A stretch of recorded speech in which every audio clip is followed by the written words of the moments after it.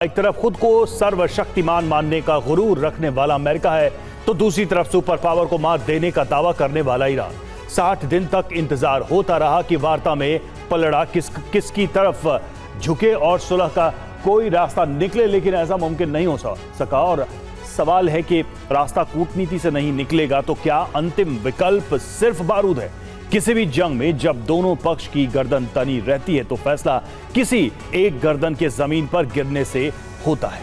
इसलिए आशंका है कि ट्रंप अब ईरान के संपूर्ण विनाश का फैसला कर सकते हैं और एक ऐसा प्रहार हो सकता है जिसके बाद ईरान जवाब देने की स्थिति में न रहे। 60 दिन बीत गए लेकिन नतीजा शून्य। ईरान अमेरिका के बीच समझौते की उम्मीद का आखिरी दिन भी बीत चुका है। 60 दिनों के बाद दुनिया के सामने अमेरिका और ईरान को लेकर जो तस्वीर है उसमें धमकियां, दावे, हॉर्मुज़ में हमले, अनिश्चितता, आशंकाएं और कई सवाल हैं। ट्रंप के दिमाग में क्या चल रहा है? दावा है कि ट्रंप परमाणु हमले का मन बना रहे हैं। ईरान पर सबसे ताकतवर हमले की योजना है। ट्रंप समझ चुके हैं कि ईरान से वार्ता बेकार है, ईरान को तबाह करना आखिरी विकल्प है। व्हाइट हाउस में ईरान पर बैठकें हुई हैं, परमाणु हथियार की तैनाती पर चर्चा हुई। अरब में अमेरिका परमाणु हथियार तैनात कर चुका है। ईरान अपना सीक्रेट हथियार तैयार कर सकता है। ईरान के पास प्लूटोनियम का विशाल भंडार मौजूद है। ईरान 200 प्लूटोनियम बम बना सकता है।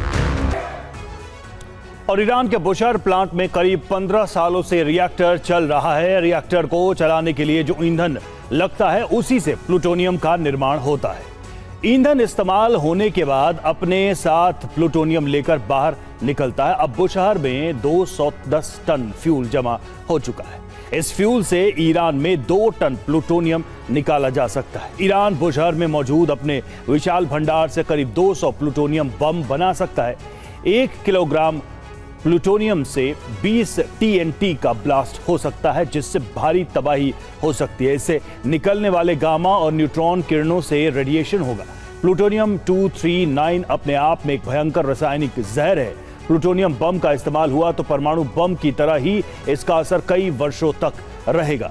लेकिन प्लूटोनियम बम बनाना इतना आसान नहीं है क्योंकि इस्तेमाल किए गए ईंधन से प्लूटोनियम 239 निकालना एक मुश्किल और जटिल प्रक्रिया है। रेडियो एक्टिव मटेरियल होने की वजह से इसका प्रोसेसिंग का तरीका बेहद खतरनाक होता है। लेकिन ईरान बम बनाने के लिए रूस से मदद ले सकता है। बुशहर में रूस के कई कर्मचारी मौजूद हैं जिसमें इंजीनियर और वैज्ञानिक भी शामिल हैं। अमेरिकी परमाणु बम जमीन के अंदर फटने में सक्षम है। अमेरिका का पहला प्रहार ईरानी एटमी ठिकाने पर हो सकता है। पहाड़ के नीचे जोरदार धमाके से तबाही होगी। मजबूत बंकर पूरी तरह नष्ट हो सकती है। अमेरिका खुद भी प्लूटोनियम आधारित बम का इस्तेमाल कर चुका है। अमेरिका ने 1945 में जापान के नागासाकी पर फैट मैन नाम का बम गिराया था। यह प्लूटोनियम से बना बम था, जबकि हिरोशिमा पर जिस लिटिल बॉय नाम के बम को गिराया गया था वो यूरेनियम से तैयार किया गया बम था। वर्तमान समय में अमेरिका के पास B6112 बम है। ये ग्रेविटी न्यूक्लियर बम है जो किसी भी इलाके में भारी तबाही ला सकते हैं। तबाही का दायरा इसके वजन पर निर्भर करता है। इसके अलावा अमेरिका के पास कई परमाणु वॉरहेड्स हैं। W88 अमेरिका का एक बेहद ताकतवर परमाणु वॉरहेड है। इसके अलावा W87 परमाणु वॉरहेड है जिसे मिसाइलों में लगाकर किसी भी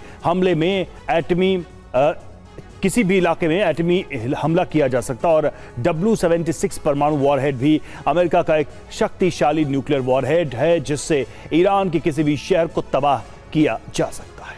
और इतिहास साक्षी है, हर युद्ध बारूद से नहीं जीता जाता। कभी कभी सबसे बड़े साम्राज्य बिना एक भी हथियार उठाए ही ढह जाते हैं और उनकी तबाही के मूल में होती है नाकेबंदी। क्योंकि जब सप्लाई की एक एक सांस रोक दी जाए, जब व्यापार के सारे रास्ते बंद कर दिए जाए, तब बारूद से भरा तोपखाना भी बेबस हो जाता है। वॉर फ्रंट पर मुस्तफा के सामने बेबस नजर आते ट्रंप भी नाकेबंदी के जरिए ईरान को झुकाने के प्लान पर काम कर रहे हैं। डोनाल्ड ट्रंप ने ऐसा आर्थिक षड्यंत्र रचा है जिसमें फंसकर ईरान की हार तय मानी जा रही। आखिर क्या है ट्रंप का प्लान? इस रिपोर्ट में देखिए। रिपोर्ट में दावा है कि अमेरिका ईरान को आर्थिक तौर पर पूरी तरह से तबाह करने की तैयारी में है, जिसके लिए जमीनी नाकाबंदी की जाएगी। चीन से आने वाली ईरान की आखिरी लाइफलाइन को काटा जाएगा। ईरानी बैंकों के सिस्टम की हर मदद काट दी जाएगी। अरब देशों के जरिए ईरान को तबाह करने का ब्लूप्रिंट भी तैयार हो चुका है। दक्षिण में ईरान का तटीय बॉर्डर 2800 किलोमीटर लंबा है, जहां अमेरिकी नौसेना मौजूद है। ईरान का आयात निर्यात यहां से पहले से ही बंद है। कैस्पियन सागर में ईरान की तटीय रेखा 740 किलोमीटर लंबी है। ईरान की पश्चिमी सीमा पर इराक मौजूद है। इराक की 1599 किलोमीटर लंबी सीमा ईरान से लगती है। पश्चिम में ही तुर्की भी है। इसकी 534 किलोमीटर लंबी सीमा ईरान से सटी है। उत्तर में तुर्कमेनिस्तान, आर्मीनिया और अजरबैजान से ईरान की सीमा लगती है। ईरान आर्मीनिया के साथ 44 किलोमीटर लंबी सीमा साझा करता है। अजरबैजान से 689 किलोमीटर लंबी सीमा सटी है। वहीं तुर्कमेनिस्तान का ईरान ने 1148 किलोमीटर लंबा बॉर्डर सटा है और ईरान के पूर्व में पाकिस्तान और अफगानिस्तान है।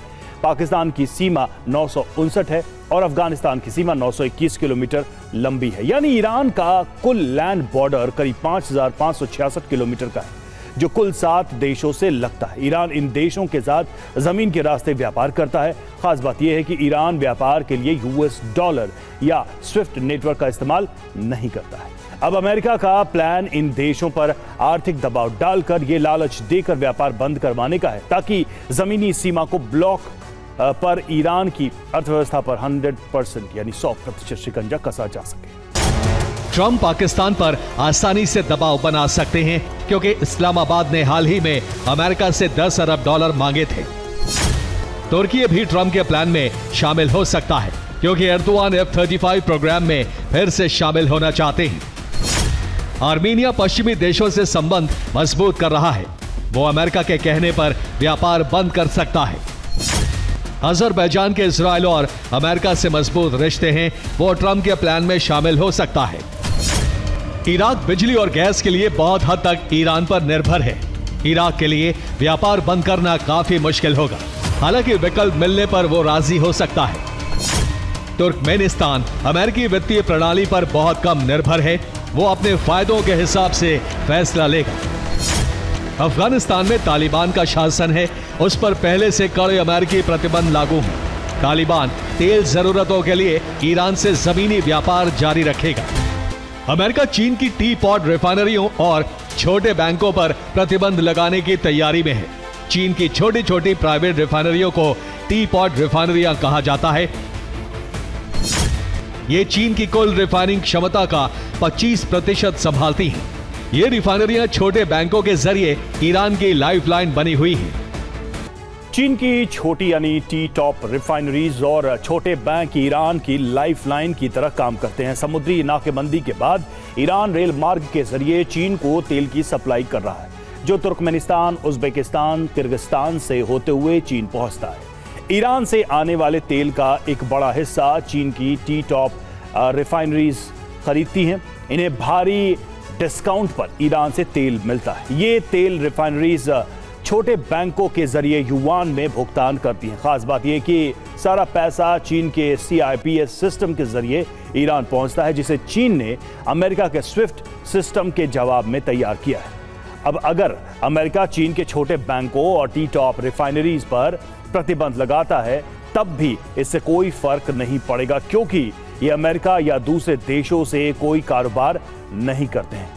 इनका पूरा बिजनेस मॉडल चीन के घरेलू बाजार पर आधारित है। जैसे टी टॉप रिफाइनरी अपना सारा तेल घरेलू मार्केट में खपाती है। ऐसे में अगर अमेरिका इन पर प्रतिबंध लगाता भी है, तब भी ईरान की इस लाइफलाइन को अमेरिका नहीं काट सकेगा। सऊदी, तुर्की और पाकिस्तान ने मक्का डिफेंस समझौते पर हस्ताक्षर कर दिए हैं। हम इससे बेहद खुश हैं। ये दिखाता है कि पश्चिम एशिया साथ आ रहा है। ये देश आखिरकार ज्यादा बेहतर तरीके से अपनी रक्षा करने में सक्षम होंगे।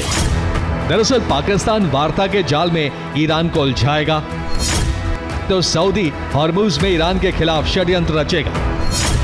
तुर्की अरब का खलीफा बनने के इरादे से ईरान पर फाइनल प्रहार करेगा।